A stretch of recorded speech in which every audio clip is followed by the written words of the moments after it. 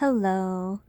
If you're seeing this, you're probably going to listen to the audiobook of Inhumane by Sophiebybophie. I have been given permission by the author to do this, so yeah. I refuse to edit any of my things because it would take forever, so you're going to have to listen to me stutter and repeat and all of that stuff, but I hope it's not too bad. But yeah, I hope you enjoy the story.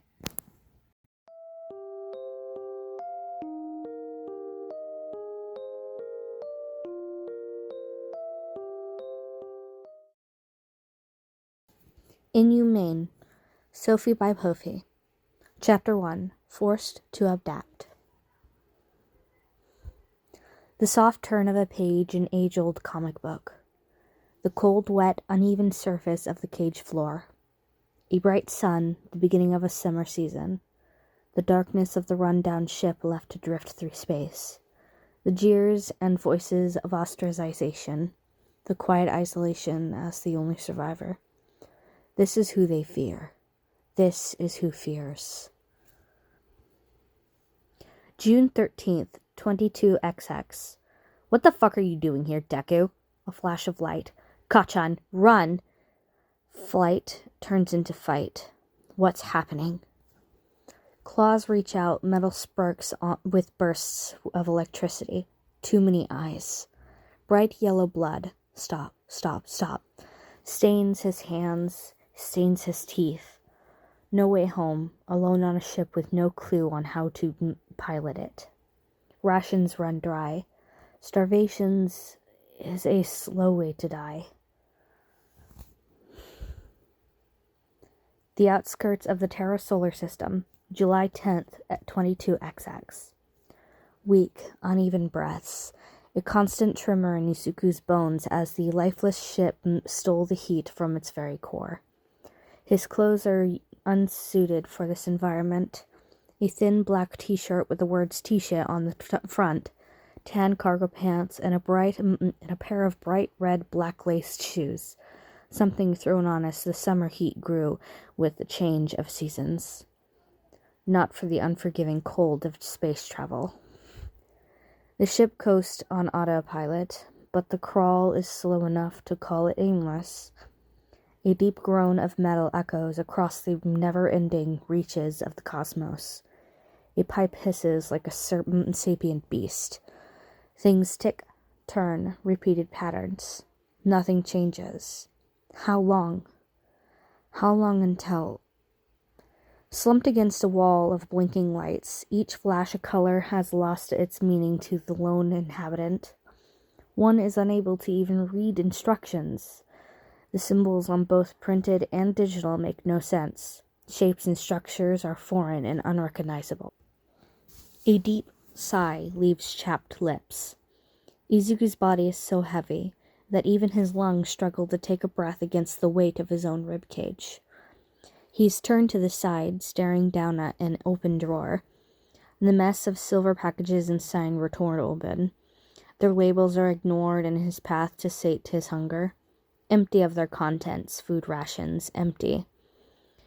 Dull green eyes blink, sluggish. The boy doesn't think he can get up even if he tries. The muscles in his arms don't feel like they exist. His legs barely twitch. Do they even work anymore? Sleep.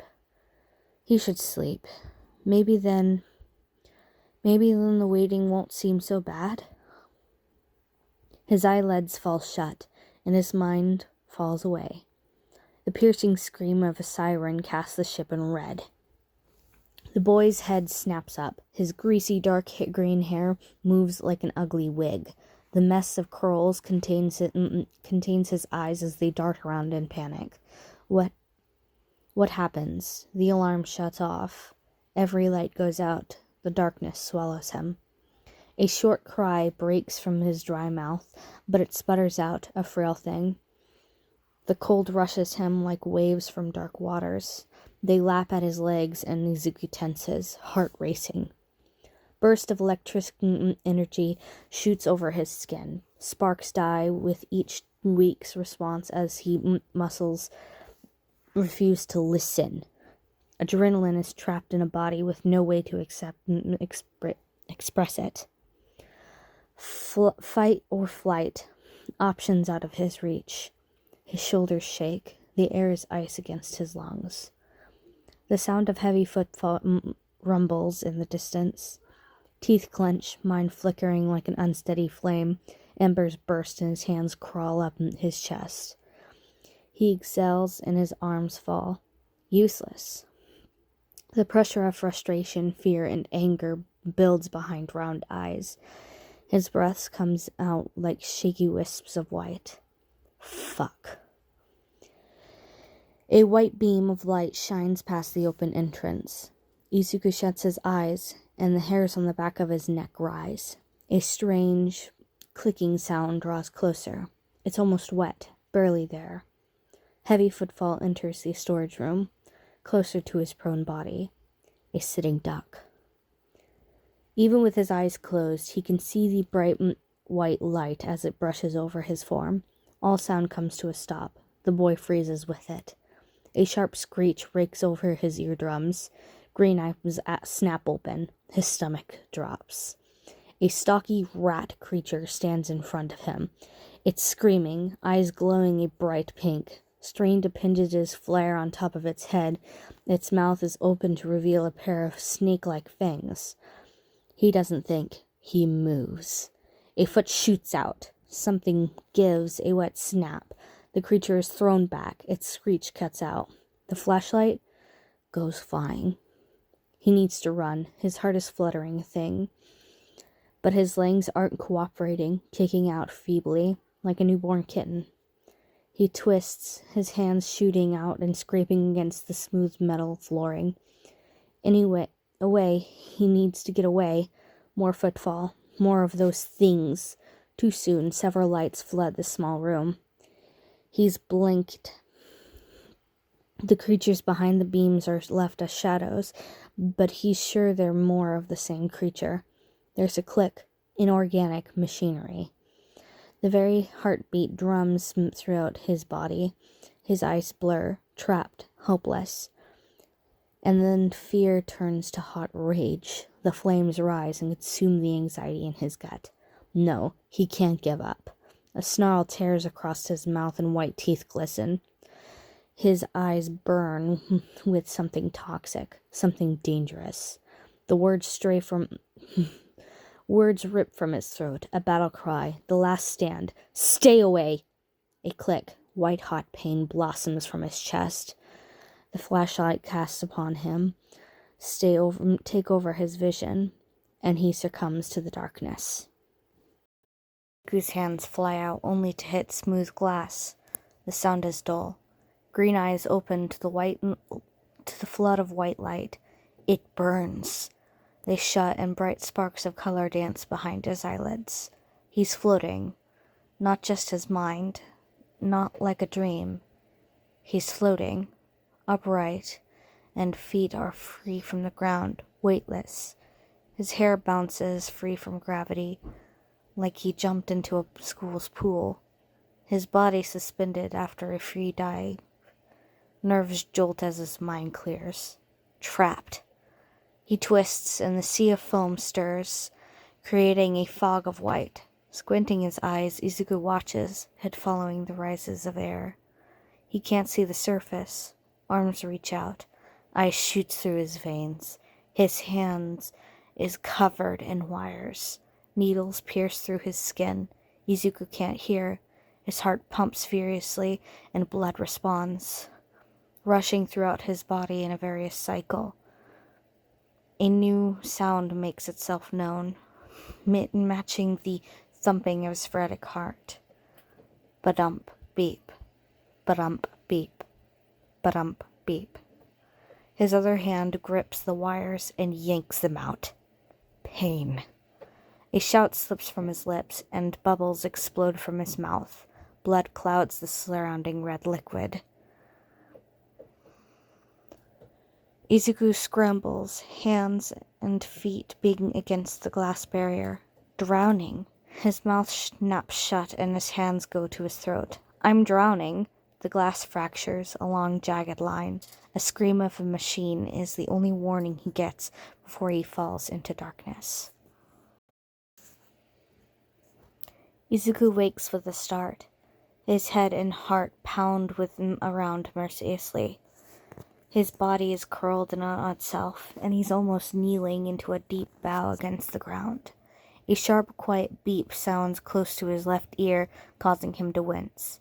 Something, a strap, presses against either side of his face, above and below both of his ears, making the back of his head and neck.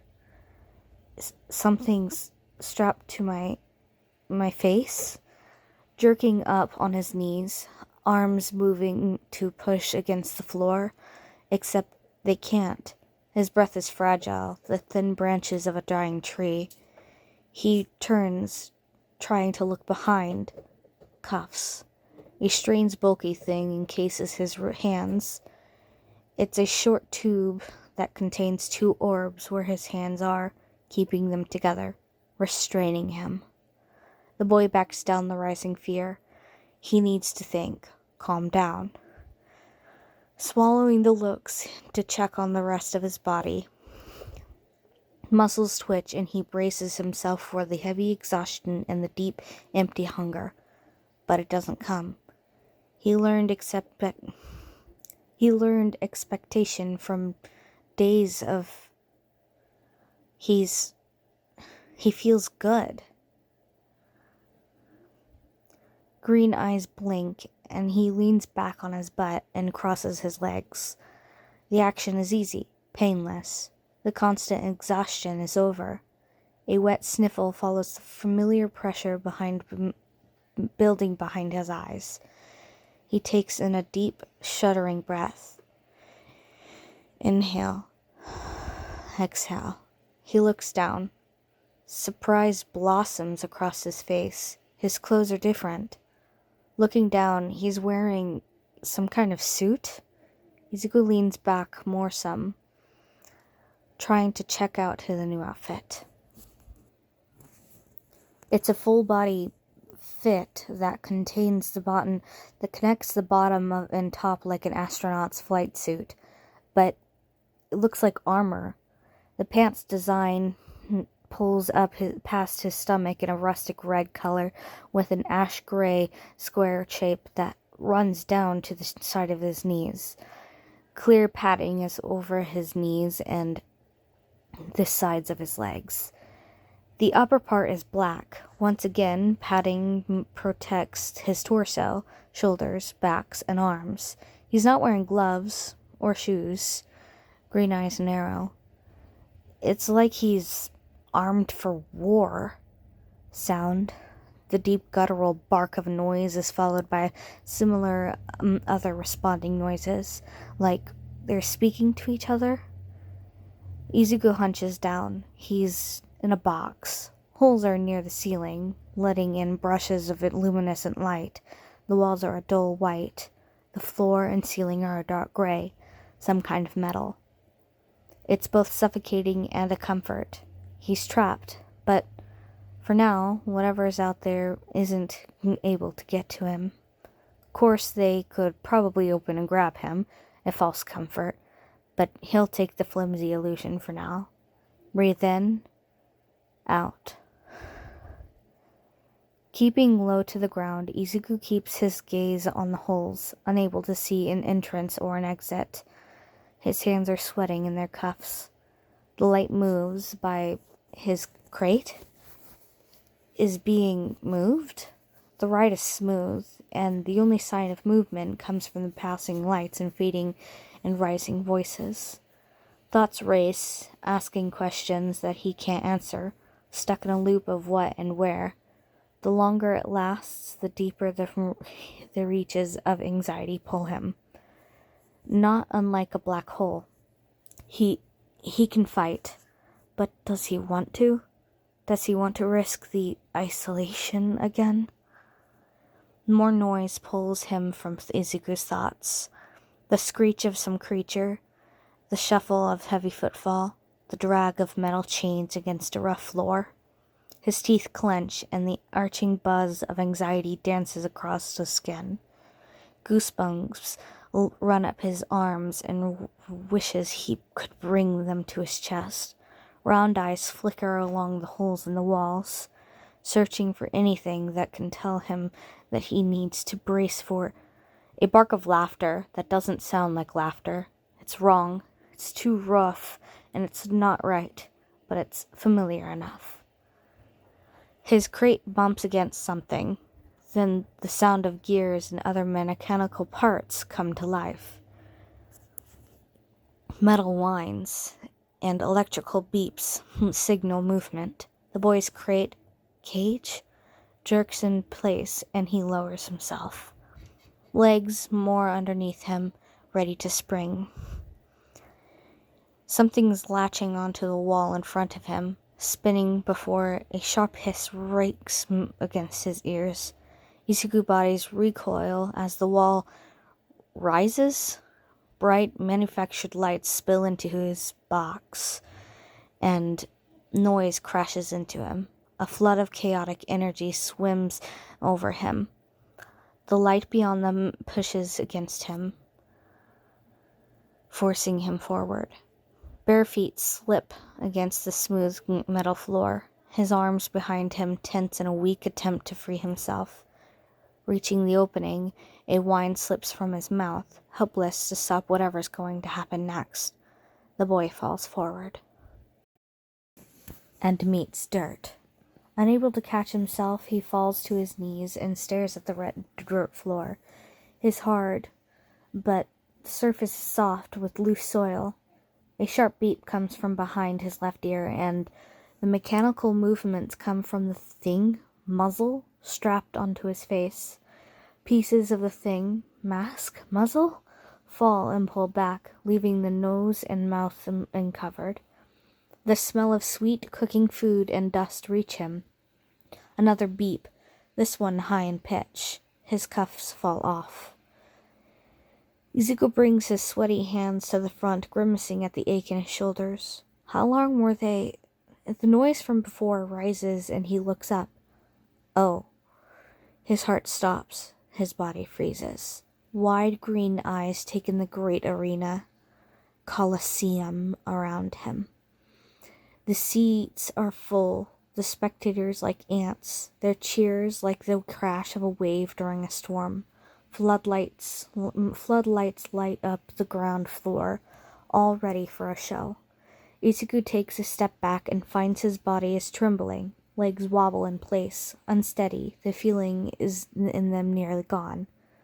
A stage, and he is one of the entertainers. The boy looks back, the drum of his pulse in his ears, but the entrance is closed. The peach-colored wall is smooth, like there was never any opening in the first place. No. The thump in his chest is painful, and his chest feels too tight. Grips at the front of his suit, mouth open and gasping. There's a painful wheeze. No way out. A sharp beep from the other side of the ground floor drops his attention. The blood leaves his face as he pales, and the grip on his suit tightens. The arena is about the size of a football field, and on the other side, past red soil rock and pillars of stone, the bright orange and purple shape of a creature begins to stand on all four legs. His knees bend, smaller, closer to the ground. He's like trying to coast through the school without being seen. Sweat drops down his neck. Of course, it only works half the time. Planet Class 10 Death World, Altera. Carnivore, Day Cycle, Heat Resistant, Danger Level 7. Saber-tooth Horse. The creature looks right at him. It's got the head of a horse, if a horse had 3 yellow eyes, ridiculously tall pointed ears, and a mouth with 4 large fangs that stretch up to its eyes. Its skin is bright, toxic, and orange with vivid purple swirls. The thing snarls, lips pulled back, Run, run, run, run, run. It roars a long, high-pitched, thrilling bark. Izuku screams. The crowd cheers. And he runs away. Off to the left of the field, bare feet pound against the soil, and it's easy. The boy is light on his feet. The feeling like gravity barely applies to him. He looks down, and he can't believe his own speed. He's almost flying over the arena floor. Heart leaping, he looks back to see the red cloud erupted from his heels, trailing after him. Safe. If he's this fast, he has to run. Something slams into his side and sends him tumbling across the red desert. He rolls. Arms move to cover his head. His side hits the ground, and his back smashes into the arena sidewall. It doesn't hurt. Like he was thrown into a mattress. The armor must have protected him. He blinks and looks up. A cloud of dust surrounds him. It coats his suit and his green curls. Move! He throws himself back, and the creature lands where he once was. Three-toed claws, hooves, scrape against the peach-colored wall. The thing's body has muscles that tense and coil. His tail twists behind it. A sharp, high-pitched bark trill before its head snaps in his direction. Izuku kicks and his body flies back. Twisting, he doesn't look back. He lands on his bare feet and runs. He can do that. He can run. The crowd cheers loudly again, voices rising like the sea. He leaps to his right. The creature darts past him. Okay, it's just as fast too. Teeth bare, green eyes land on the surrounding pillars, legs tense. But he's not even tired. He still has energy. He hears the thing snarl, a bark that sounds like a scream. Can it keep up? The boy soars, and the thing is quick to follow. The audience laughs, jeers, and shouts with amusement as Izuku turns, jumps, and runs between and around the ground floor. Pillars become barriers, shields that protect him from swipes and fangs. The creature doesn't slow, and it's not stopping anytime soon. He trips, avoiding another swing, and he tumbles on the red soil. A few rocks dig into his back. Any distance made is lost. The creature stands tall in front of him. Strange, square pupils land on the boy. It's too close. He won't be able to run without the claws reaching him first. Trapped. The thing lets out a few trilling barks. An image of being caught and cornered by Kachan flashes through his mind as the creature stalks Izuku. A bubble of laughter fills his chest, but the sound he makes is wet and edged on despair. Izuku's going to get hit and left alone. This isn't him having to endure some school bullies. His hands grip a rock. This thing, it wants to kill him. Face twisting, he bares his teeth and pushes himself up. Get back! It stills, face snarling. Yellow eyes piercing. He stands. The creature, it's about his own size on all fours. I said get back! His throat hurts, and his body feels paper thin, weak. Fear coats his voice, pain on his face, and he stays standing tall. He stomps his foot, taking a step forward. Go away! The creature jerks back. It's working, before lowering itself to the ground, ready to pounce. Izuku's vision sharpens. It tunnels, dark around the edges. A ringing sings from his eardrum. The alien animal leaps at him. He throws a rock in his hand. It flies like a bullet and pierces right through the animal with a sickening squelch, leaving a large hole through the creature's head. Orange blood splatters out, showering the boy in a warm, wet spray.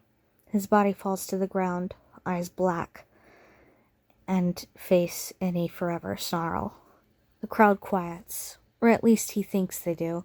Izuku's own breathing takes up most of his hearing, along with the ringing that slowly fades out. The boy is breathing heavily, mouth open. An announcer's voice comes over the arena. The sounds that mean nothing to him are said with an entertainer's flair. The audience roars. Blood dips down his face. Hands fly up and cover his mouth. His eyes blur and shine. His chest tightens and he falls to his knees. He can't look away from dead creature. Tears flood his eyes and stream down his face. The familiar sharp beep comes from a collar below his left ear. This is something injects into his neck. Cool liquid shoots into his jugular. Hell. This time Izuku welcomes the darkness. Red eyes, illuminated by a lone street lamp glow, glare back at him. What are you doing here? A shaky laugh falls from his lips as he tries to calm his racing heart. He's usually alone during school nights. Just wanted to talk. The blonde's face falls flat. You're a shitty liar. I could ask you... Katsuki's eyes narrow. The same thing. Sorry. He looks away, unable to meet his friend's glare. He hears a huff and the other shoes grind against the dry leaf. Whatever, I already know you're out here.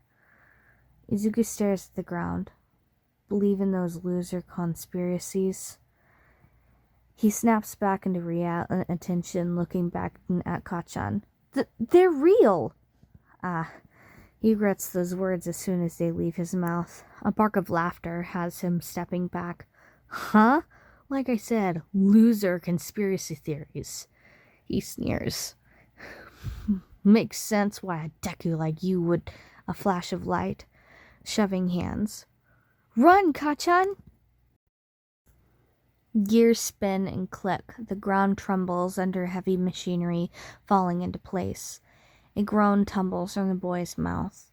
Pale, freckled face twists in discomfort as he turns onto his stomach. His forehead rubs against a rough, cold metal floor. The muzzle on his face clings with emotion.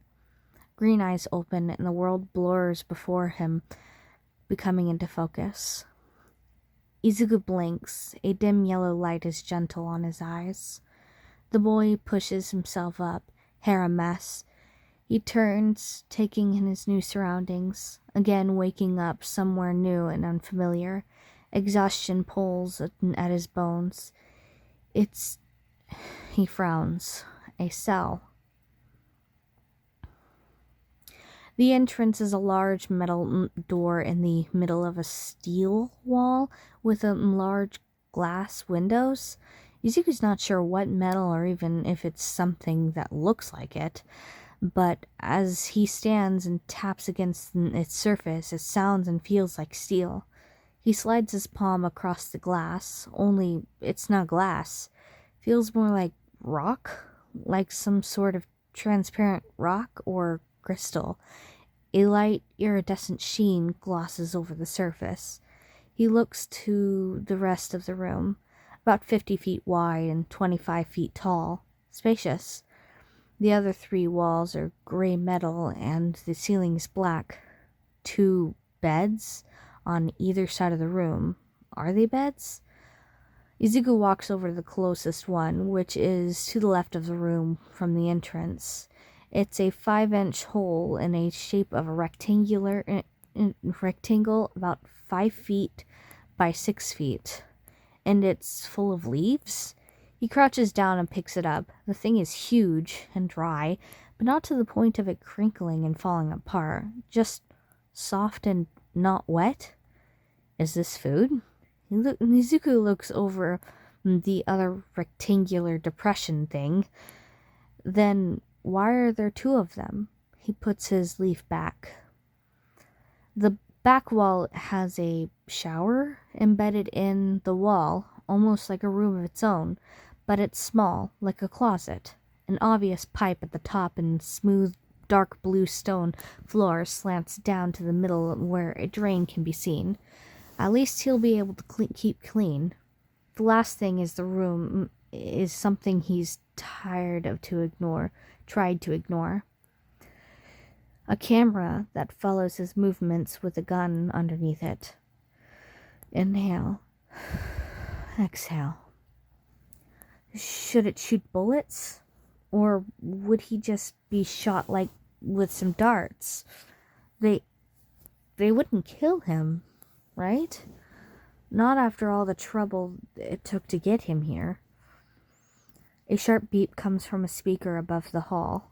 Izuku looks up at the large glass doors and shuffles over, peering out into the dimly lit hallway. Cells embroider the hallways from both sides. The one across from him has a strange, everything is strange, dark blue creature. It has a large shell, like a pill bug, a trunk or a nose, and the thin spikes that sprout from its 6 arms. Looking at them causes the hairs on his arms to stand up. He grimaces and looks back down the hallway. 2 guards push a large black cart down the hallway. Various plants stick out on top and slide, along with pieces of white wrapping the paper. The guards are short, about half Izuku's height. Neither look alike to the one another. 2 separate beings. One is puff of white and brown fur with round ears. It would be cute if its large mouth wasn't full of shark-like teeth. Its purple eyes flicker about as it makes a soft chirping sound. The other one, some sort of lizard, iguana, being turns to the other, hissing, following by a few sharp barks. They're talking to each other. He tilts his head to the side, ears straining as the 2 stop at each cell for a moment before mourning onto the next. His freckled cheek presses against the clear crystal window. He hasn't really had time to try and listen, not when he's been trying to escape the first ship. The tree aliens didn't want to talk. The flash of metal, scalpel, needles, pain, sharp pain. Breathe in, out, count down from 5. Voices chirp and guttural barks come closer. The cart rattles as it trolls along the uneven ground. They stop just before reaching his cell. The locks eyes with the small fluff ball alien.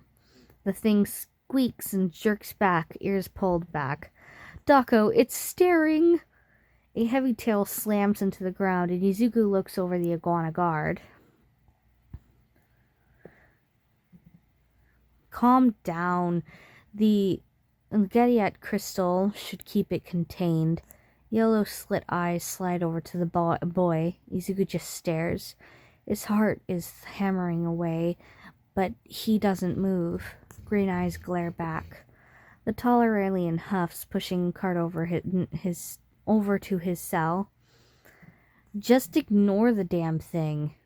They grab a few things, one of the white wrapping packages, and a few of the plants. A growl comes from Izuku's stomach.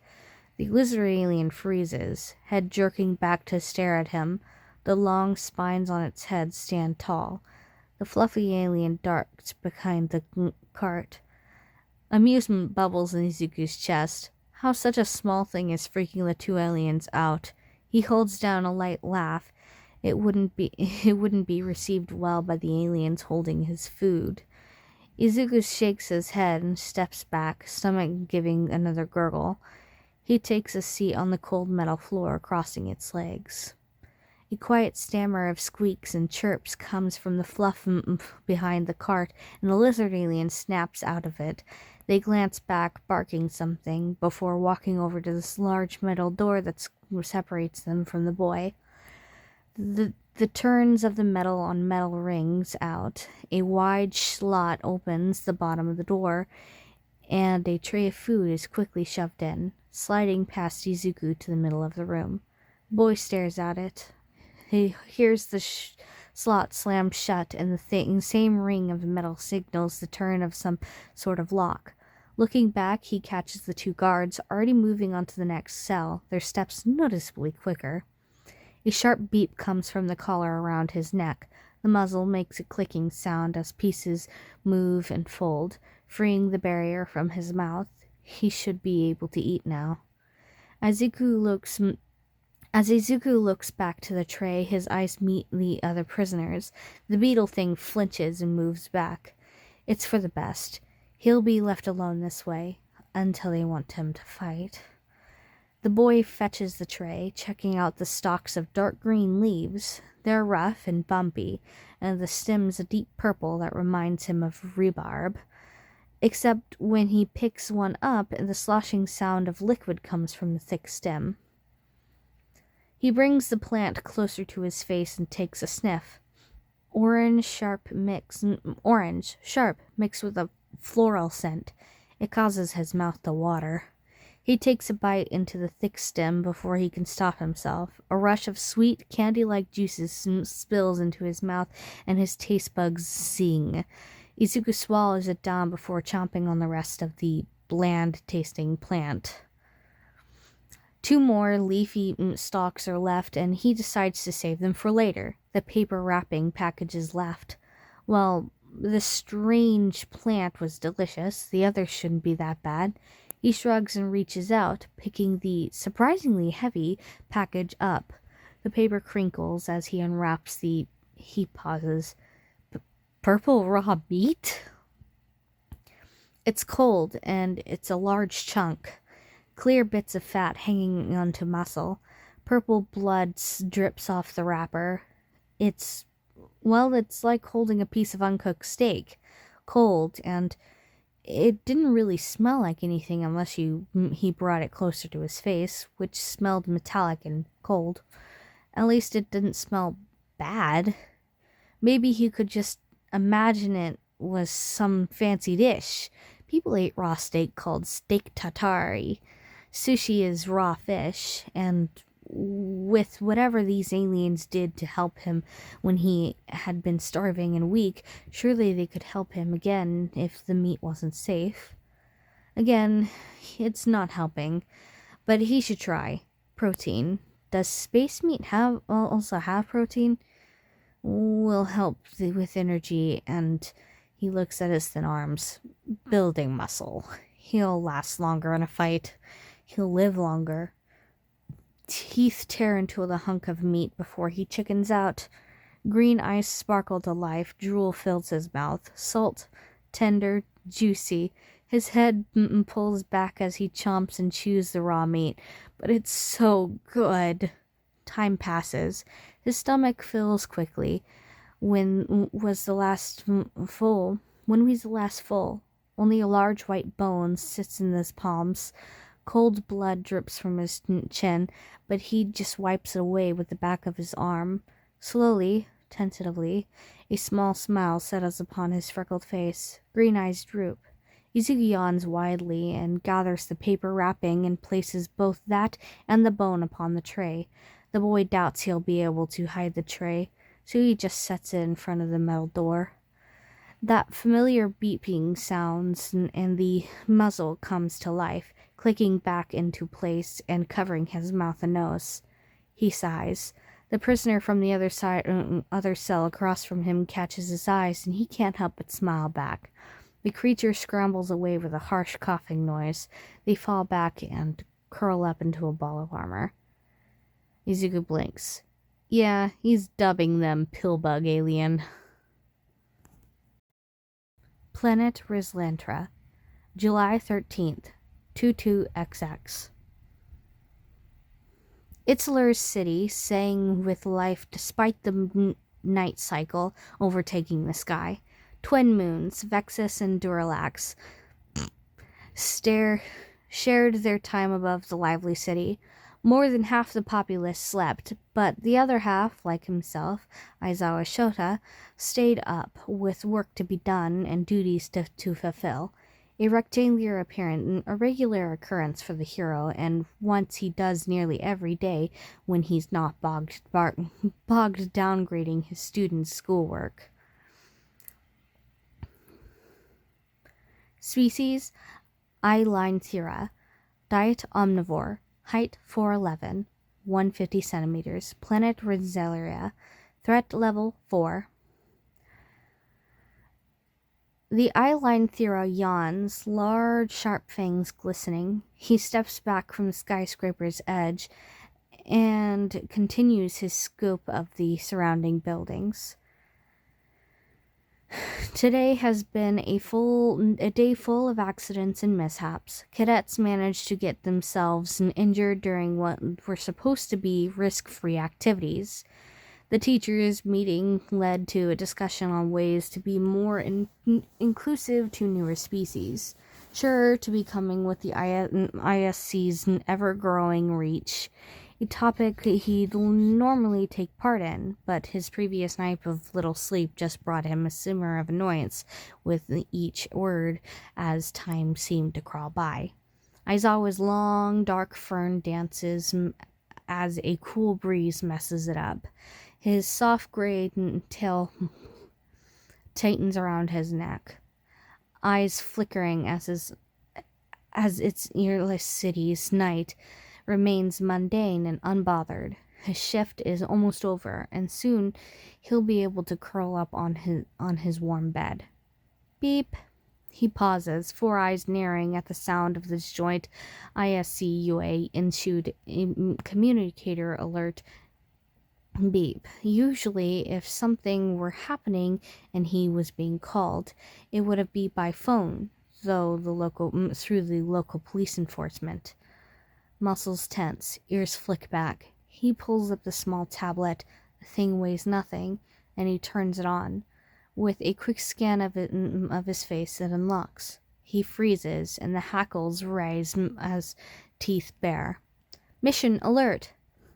Althea Poacher's ship found drifting outside the solar system home to Class 12 Death World Terra.